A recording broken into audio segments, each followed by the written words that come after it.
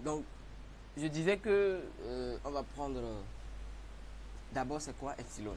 Epsilon, c'est juste une valeur que nous allons prendre pour tester parce que c'est un peu comme une distance. Et c'est quoi petit n? Petit n ici, c'est indice d'une suite, comme par exemple U0, U1, U10, etc. Maintenant, le grand N, c'est les termes, bon, je dirais les éléments de N. Donc, comme par exemple, on a U1, U2 jusqu'à U donné, il y a un rang N. D'accord? Et quel que soit epsilon, si tu prends un epsilon quelconque, que ce soit epsilon, pourquoi nous allons vouloir prendre epsilon petit? Je vais vous expliquer plus tard.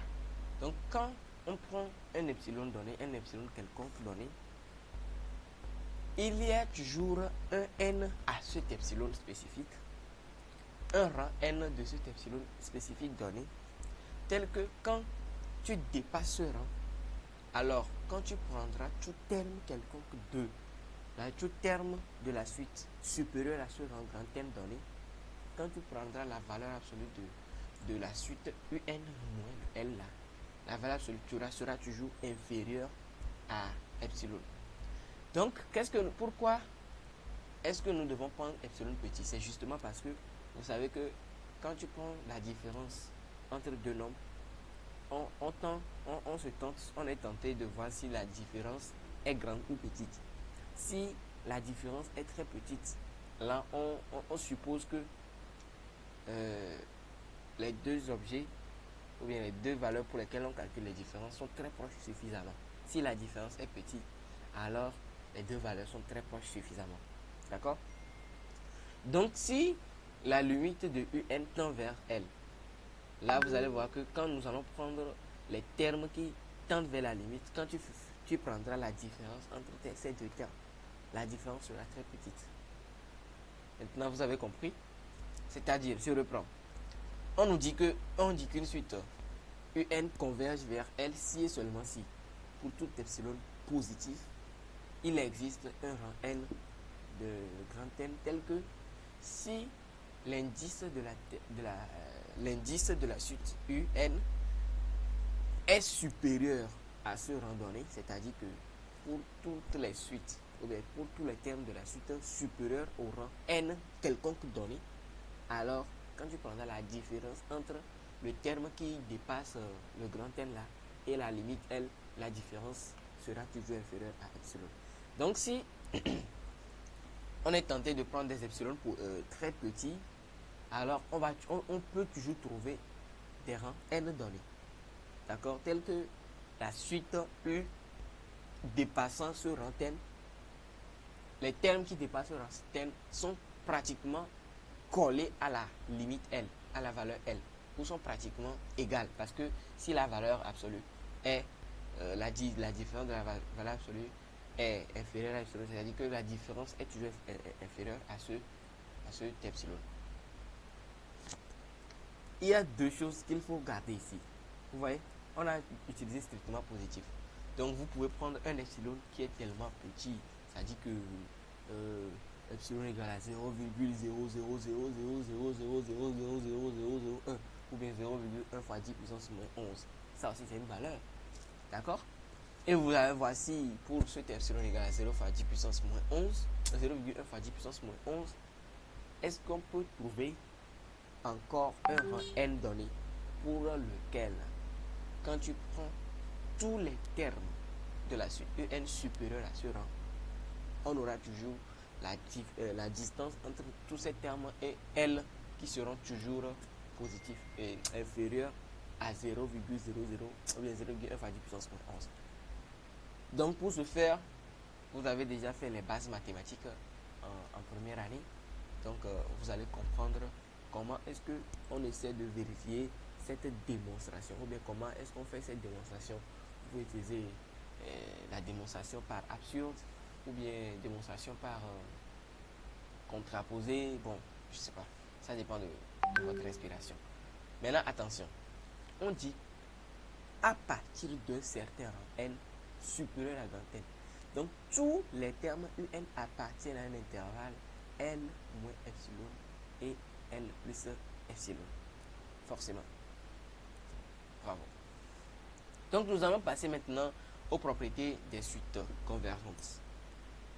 La suite, ou bien la limite d'une suite convergente est unique. Ça c'est très obligatoire. Il n'y a pas à débattre. Parce qu'une suite ne peut même pas avoir deux limites. Une suite convergente va avoir deux limites. Bon, c'est trop basique. Une suite convergente est bornée, mais la réciproque n'est pas vraie. Donc c'est pas parce qu'une suite qui converge est bornée qu'une suite qui n'est pas convergente, une suite qui est bornée est convergente, autant pour moi. Alors si une suite converge vers la limite L, alors la valeur absolue de UN aussi converge vers L. Donc la suite et sa valeur absolue convergent tous vers une valeur L et valeur absolue de L. Si la suite UN tend vers L et Vn tend aussi vers L', avec L inférieur à L', alors à partir d'un certain rang N, UN est inférieur à Vn. Bon, je ne sais pas pourquoi, mais bon, à partir d'un certain rang, je ne sais pas pourquoi. Mais gardez ça comme ça.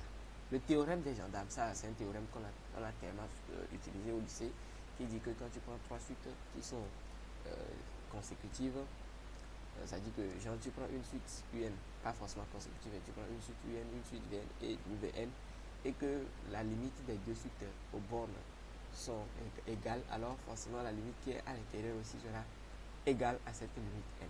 Donc, souvent on l'utilise pour comment dire, pour montrer que voilà, les limites, bon, ça dépend. Vous pouvez faire l'encadrement et puis utiliser le théorème des gendarmes. Toute suite convergente est majorée et majorée converge. Donc, autant pour moi, je sais pas pourquoi. Toute suite croissante et majorée converge. De même que toute suite décroissante et minorée converge. Donc, si on vous demande d'étudier la convergence ou bien la nature d'une suite et que vous n'arrivez pas à prouver que cette suite admet une limite donnée, bravo, étudiez la croissance de la limite. Si vous voyez qu'elle est croissante et que vous voyez que bon, elle est majorée, bravo, cette suite converge. Mais si elle est décroissante et minorée, bravo, elle diverge. Elle est convergente aussi, autant pour moi. Donc, si la suite est croissante mais n'est pas majorée, bon, alors elle tend vers plus l'infini. Si la suite est décroissante et qu'elle n'est pas minorée, bravo, elle tend vers moins l'infini. C'est un peu comme la suite croît, hein? Elle croît, elle va en haut, mais qu'elle n'est pas bloquée quelque part. Elle n'a pas une borne fermée, les gens, elle n'a pas un majorant, quoi. Vous voyez, non? Donc elle va seulement, elle continue. Donc la limite tendra forcément vers plus l'infini.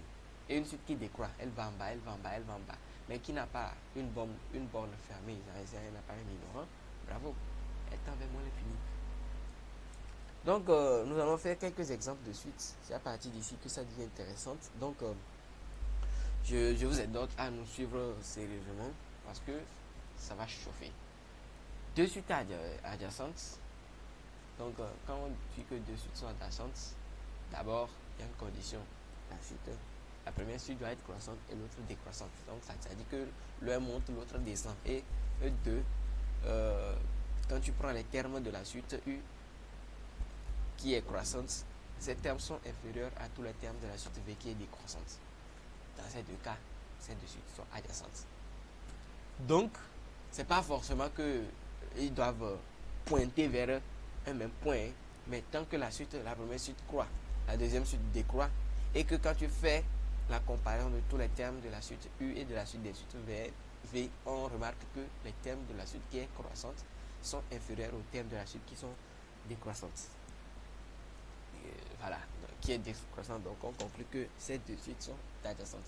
Maintenant, si vous parvenez à montrer que voilà, quand vous calculez la différence, la limite de la différence, elle est égale à 0, là on peut se conclure que ces deux suites tendent vers une même limite, c'est-à-dire qu'un même réel, quoi. Vous voyez.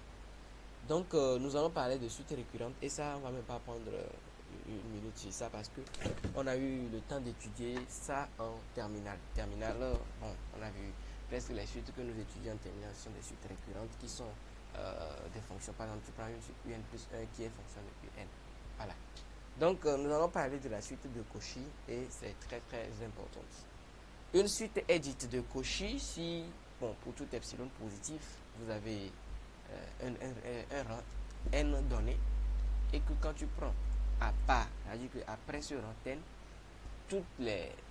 si vous prenez deux suites qui sont au-delà de ce rang n donné, alors leur différence est toujours inférieure à epsilon. C'est un peu comme ce que nous avons fait pour la définition de la limite d'une suite. À partir d'un epsilon donné, pour prendre epsilon égal à 0,00001, il y a toujours un rang donné auquel, quand tu prends les deux suites P et Q supérieures à ce rang, leur différence est toujours, ces deux suites sont toujours proches d'elles-mêmes. Donc quand ces conditions sont vérifiées, nous allons conclure que cette suite est une suite de Cauchy.